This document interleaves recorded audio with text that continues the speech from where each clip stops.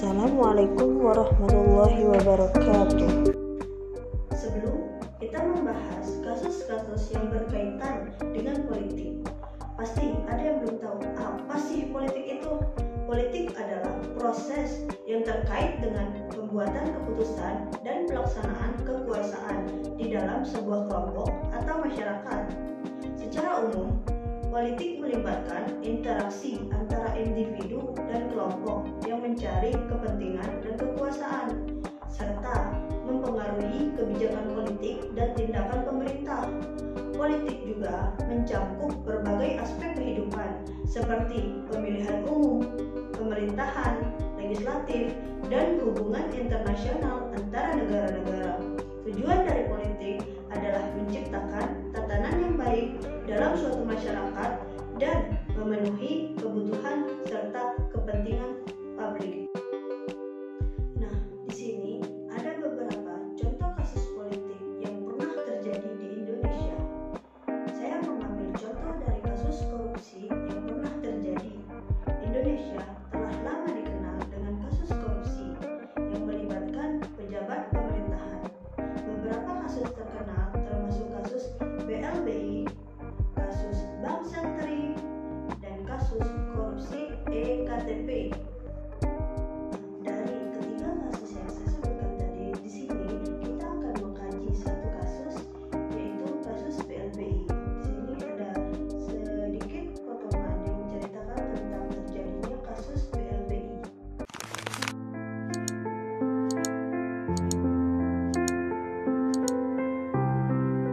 KPK juga telah menetapkan mantan Kepala BPPN Syafruddin Arsyad Temenggung sebagai tersangka. KPK meningkatkan status penanganan perkara kepenyidikan dan menetapkan SAT sebagai tersangka. Lalu, bagaimanakah kasus korupsi terbesar dalam sejarah Indonesia ini bisa terjadi? Pasca dikeluarkannya paket kebijakan Oktober 1988 atau Pakto 88 oleh Soeharto, bank-bank swasta menjamur di Indonesia.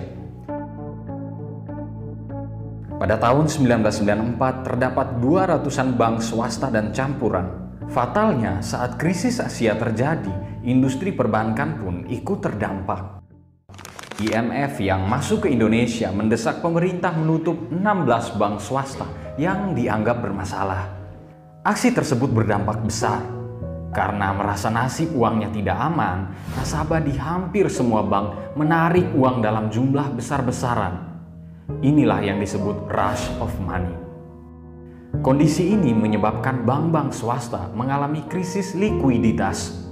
Untuk mencegah dampak yang lebih parah, Soeharto melalui Kepres 26 tahun 1998 mengucurkan dana yang dikenal dengan Bantuan Likuiditas Bank Indonesia dengan jumlah total 144,5 triliun rupiah untuk 48 bank bermasalah.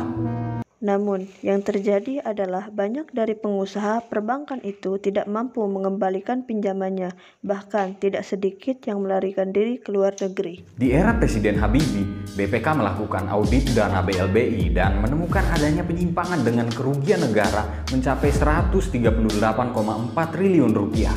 Seknas Fitra menyebut kerugian negara bisa mencapai 2.000 triliun jika dihitung dengan nilai tambah dan nilai guna aset.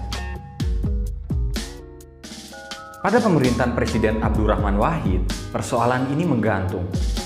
Namun, kasus ini memasuki babak baru saat kekuasaan berpindah ke Megawati Soekarno Putri dengan terbitnya Instruksi Presiden Nomor 8 Tahun 2002 tentang jaminan kepastian hukum bagi obligor BLBI. Hal ini ditandai dengan terbitnya surat keterangan lunas untuk beberapa obligor yang sebenarnya belum melunasi utangnya.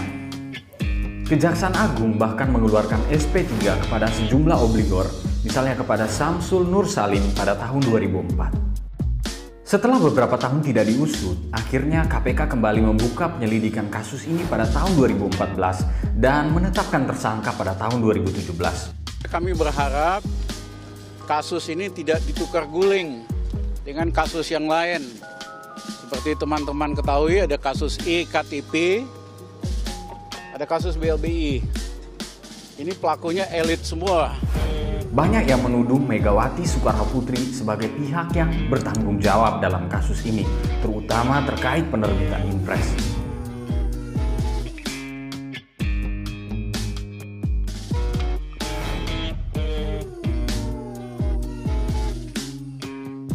Namun, perdebatan juga masih terjadi terkait apakah kebijakannya yang salah atau pelaksanaannya yang tidak tepat.